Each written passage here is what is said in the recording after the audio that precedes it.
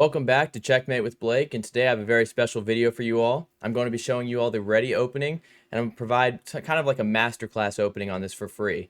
So the reason this video is so special to me is the Reti opening is probably my favorite opening. I've played it for probably around 2 years now, and it's probably my favorite by far out of all of the openings I've played, and I would say that it's probably the strongest opening that you can play for white, and I'll try to explain why. So briefly jumping into it, the Reti opening, what's the point of it, and why would you play the Reti opening rather than taking the center with a pawn? Well, in my opinion, this is more along the lines of modern chess theory, which is trying to control the center by using pieces rather than your pawns. And what does this do? This kind of results in strong attacking and tactical opening chances that you can get throughout your game. So if you're a tactical player, this opening may be for you. And if you're not, I'll kind of show that too. So if black plays into the main lines, the reason why I say it's such a tactical opening is the most popular responses for black, which I will show, being the move d5, actually results in the Reti Gambit that we really like and is a very tactical and sharp line that gives us a very strong attacking chance and a lot of advantages that way. And if they play a slower move, like let's say they play this move and we play here and then they go into like a Queen's Gambit, well, now you're playing another strong opening, the Queen's Gambit, which is one of the most popular openings for white. So you'll create an advantage by playing another opening. You'll transpose into a strong opening as well. So it's the best opening for white because, as I'll show, you have advantages if they play into your position, and you have advantages if they don't play in your position. So we'll go and get started. And the move that I want to show you all is d5. So d5 is a book move. I will go ahead and say this video may be a little longer than others. Feel free to leave comments on what you think about it. Simply because it's like a masterclass opening, it may take longer to try and explain all these ideas. If you all enjoy shorter form content, though, just let me know. We play the move here, c4. Now, the move behind c4, the reason behind c4 is a little tricky. So notice we're gambiting a pawn. Now, of course, if they take it, we can always just play this move and try and recapture. So we're going to show that line first. This is what we want them to do. This is one of the lines we want them to do. So if they take, we play the move e3. We're now attacking this pawn. If black decides that they're going to try and defend this pawn, how can they do that? Well, the logical move would be the move b5. They're protecting this pawn. We play a4. So it looks like maybe we're gambiting another pawn. Of course, if they were to take it, we take, and we're going to win this pawn too. So we're actually going to be even in material, but notice we have these pieces developed. So obviously they don't want to take it. So instead they're going to think, well, I'm going to try and hold my position. If they play this move, which looks like it holds the position, notice the eval bar going up, we can actually take it anyways. If they take back, we win the rook. So clearly that's not an option. So maybe they'll try a move like this. They'll try c6. Then we take, and after they take back, there's a move I like to play, which is this knight jumping in here. You're attacking this pawn again, and if you were to capture it, that means we're also going to win this pawn. So obviously they don't want to give up their pawn advantage that they have. A lot of times they'll play this move bishop d7. In fact, that's actually the only move you can find in this position that's reasonable to try and defend this pawn. We play this move, queen f3, and we're attacking this rook in the corner, and actually we've already won the game. So how can they defend this rook in the corner? There's really no correct way. Sometimes you can get into tactical lines with e5. However, if you do decide to play this, there's a lot of moves you could consider, but you can always just win the rook too. And after they win, you're up the exchange.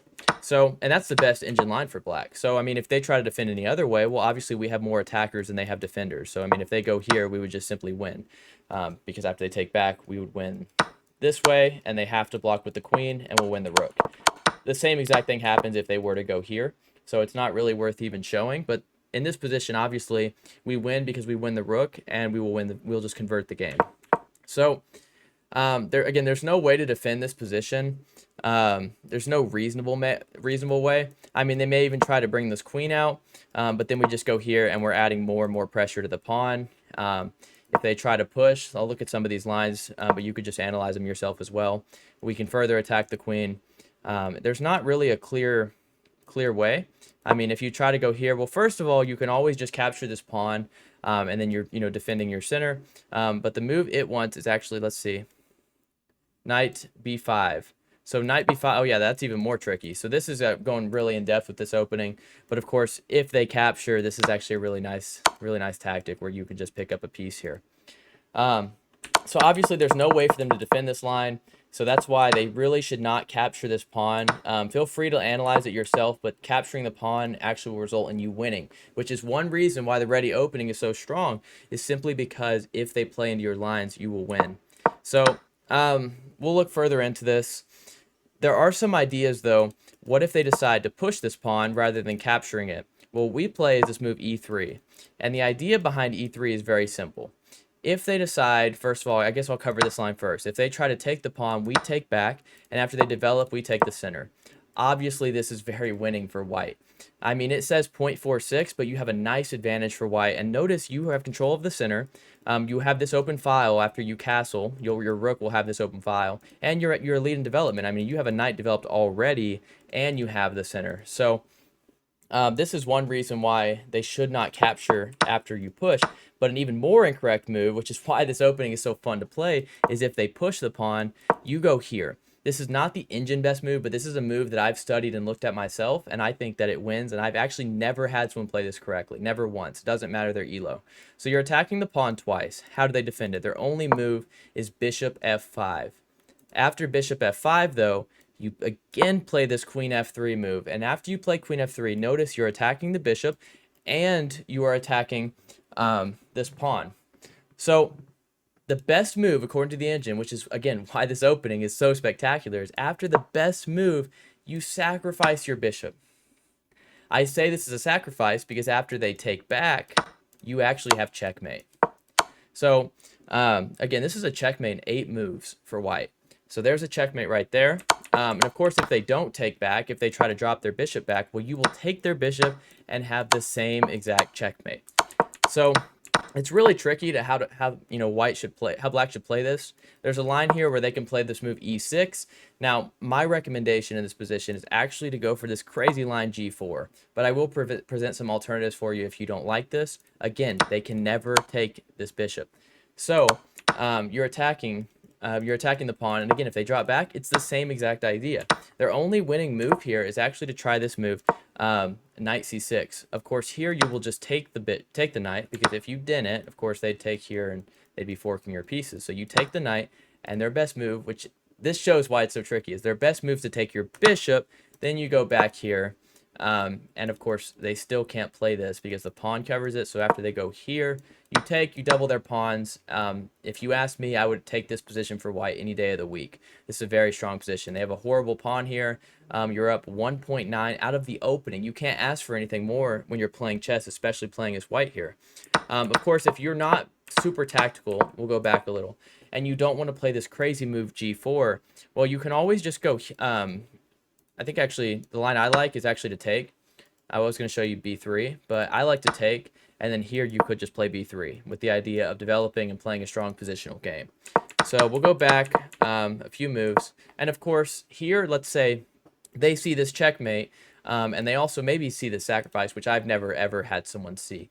But if they decide to drop the bishop back, well, now you have another hidden tactic. You take this pawn instead, and after they develop the knight to cover the rook, you take the knight, and obviously you may see, well, if queen takes, then we're going to take the rook, and we're going to be up a huge point of a bunch of material. So they may say, well, I'm smarter than that. I'm going to take with the king. Well, you would give this check. Obviously, if they go here, you were to take the rook. And if you go, so their only move is actually back here. They can't go forward because the queen. You give the same check again. Kind of like triangulation, if you're familiar with that tactic. If not, leave a comment and I'll explain that in another video. But now when they have to block, because they have no other escape square, they block, you take the rook again, and after they go back, you take the queen. You're up 6 points of material, winning by 5.5. And all of these lines you're completely crushing, playing the ready opening. So we'll go back. This is my favorite line to see, and I've never had someone play this correctly. So it's very tricky. I mean, and sometimes people may think, well, I'll just go, sorry, after we play queen f3, they may try to go here. Again, a mistake. You're up 3.8. And the reason you may say here is if they know all these tricks and traps, well, then, you can't capture this pawn because the bishop and the king protect it. But here, you can also do the same tactic or even consider just taking here. So as you can tell, this is completely crushing if they decide to push. And that's a line that I actually found myself. I didn't find it on any of YouTube or anywhere online. That's a move that I found. I used the engine and kind of looked at this position further to see what happened, if they were to push this pawn all the way to here. So I've shown now that they cannot take this, and they also cannot push and take here, and they also cannot push here. So there are some lines that maybe you could look at. So like if they take here, which again we talked about, but let's say they don't try to defend it with the move b5. Now you can push the pawn, and if they try this move, which is pretty common, is to pin your knight, you go ahead and you win this piece. And notice now you're up in so much in development. First of all, they've lost a central pawn. You have your central pawns and you can push them. Second of all, you're up in development, and if they play like a random move like this, you have another crazy line where you sacrifice the bishop, and after they take back, you give this check, and let's say they just go back here, you win the bishop. So there's so many tactical lines here, which is, first of all, there's my first reason why the ready opening is the best opening, is because all of these lines are winning for white, and to play them correctly as black is so difficult. Now, I'll go into some other lines that I want to show you all. So let's say that you think, well, the ready opening only works if they play into my traps. Well, the ready opening will work regardless of what they play, which is why I love it. So if you look at just common openings, like let's look at the Italian opening. What do you notice? This knight is here. Look at the Queen's Gambit, which is these pawns push forward. This knight is here.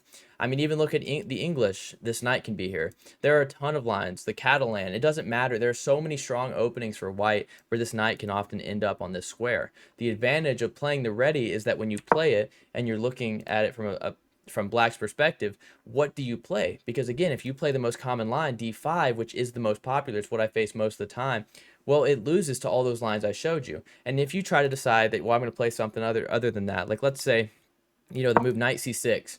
And again, since it's a book move, there's a lot of moves you can play here because the ready transposes into strong openings. So now you play this move d4, and after they play this move, which is just playing d5, taking the center, you play the Queen's Gambit. But what's different about this? If you look at this position in the Queen's Gambit, generally in the Queen's Gambit, this knight is not here. And by this knight being here, it's a huge weakness. This is a better version of the Queen's Gambit by simply playing the move knight f3 first. Because now if they decide to take, well, you push this pawn. Feel free to pause this video, but there's a tactic here. First of all, think, where does this knight go? Obviously, it can't go to one of these two squares. So your only two options are here, here, and here. Believe it or not, the best move is to go back. I was playing the other day, and I won 2 games in a row because of this tactic. They went here, jumping forward, thinking that they're attacking both pieces, and you win immediately because you go queen a4. Notice you're attacking this with a check. They cannot go back because the pawn would take, and after, let's say, bishop comes out to attack the queen, you just win a free knight, and you're attacking this pawn. So that's why this position alone is a better version of the Queen's Gambit. So and of course, it doesn't take long to realize why going back is not good, because then you can just push forward, take the center, and capture this pawn as well. So look at another line. Let's see. Let's say that they don't play knight c6, but they play knight f6. Well, then I would recommend that you go into the same exact Queen's Gambit, which I can make a video on the Queen's Gambit if you all would like to see. I'm not going to go super deep with all these sidelines, but I can if you all would like. Now when they play this, just notice this is a Queen's Gambit. This is exactly a Queen's Gambit. The Queen's Gambit is a super strong opening. You're up 0.38 according to the engine, and that's with black playing perfectly, playing into a slow positional opening. So yeah, that's what I would recommend if they go into this opening. And of course, at this point, just play your theory that you like to play for the Queen's Gambit. Let's see. Another idea they could try is just this move g6.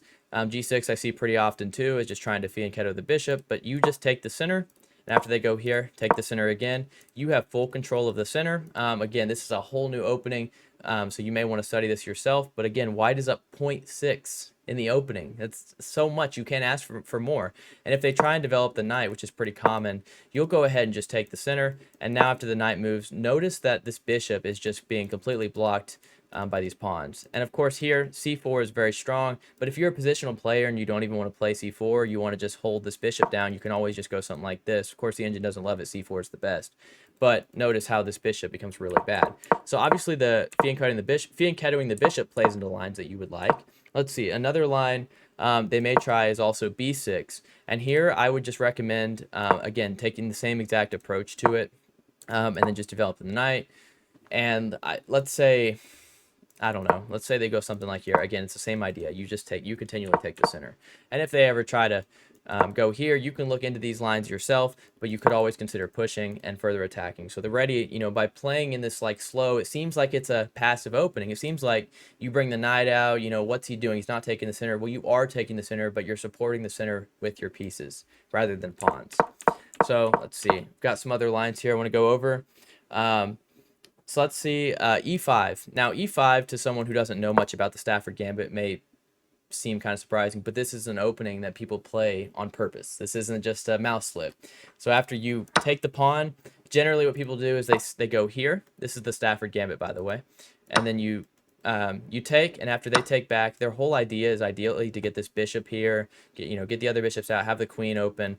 But I recommend here actually the move e3, and that's if they play this move bishop c5, which a lot of Stafford Gambit players will. Then you go here, and if they try to throw in a check, just block with the pawn. And obviously, you have a very strong position here. So e5 doesn't even work. The ready really adapts. It's a very like adaptable opening where you can kind of go into the lines you want to play. The last thing I want to talk about with this line is sometimes people who are more experienced, maybe intermediate and advanced players, might realize that this move, knight f3, oftentimes does result in playing e4 afterwards. So they'll play just straight up into a Sicilian. Well, I will recommend playing your Sicilian theory that you like to play here because there's so much you can play in Sicilian, whether you like to play the open Sicilian or whatever you like to play. What I personally like to play, although I'm studying a bunch of theory about it right now, I like to play the Alpin, which just involves going c3, and let's say after something like this, I like to play it like this, where I take the center. I use a c pawn actually to capture into the center, and I think this position is great for black, or great for white. But do your own research onto this. But the point of this video is simply to show how strong the ready opening is, how strong it can be like tactically. If they play into the move, they play that move d5 that you want to see, and you just get this really strong position that plays right into your traps, including that one where you have this really quick checkmate in 8 moves. And if they don't play into it, if they just play, any move they want to show, like I said, this move, either of the knights coming out, or either of the central pawn pushes, which are obviously, if you look at this for black, if I asked you, what would you play this position? Surely it's one of these moves, most likely. I don't see any other move that you would even consider here. And it's crazy to look at it and say, well, every single move, if you play correctly for white, if you know the theory, is winning for white. Whether it's a tactical game or a positional game that transposes into a Queen's Gambit opening, the ready allows you to have winning positions in all positions. That's why I say that the ready opening is the strongest opening for white. I hope you all enjoyed this video. I do have a video posted. It's winning with the Ready Gambit. It's during one of my speedrun games, so feel free to watch that if you want to see me actually play this in a game. Although there will be many more opportunities where I'll play this on my Journey to 2000 series, simply because the Ready is one of my favorite openings. And again, I'm a little biased in it. If there's anything you all disagree with or would like to see, more explanation on, feel free to leave some comments below and I'll talk about it. I hope you guys did enjoy this video. I hope it was educational and entertaining as well. If there's any openings you want to see, feel free to leave some comments and I'll make sure and get some videos posted on those as well. And we've gotten more subscribers. We're continuing to grow. Thank you all so much. It means so much to me, and it allows me to create personalized comments for you all too. As we grow and more people request certain content, I can create content for you all that you all would like to see, because I'm a small content creator. I don't have many subscribers. So everything really helps, and I can create that personalized content for you all whenever you all would like to see it. But thank you guys for watching. Go ahead and give this Ready opening a try, and I hope you guys have some success. Let me know how those games go for you. Thank you all.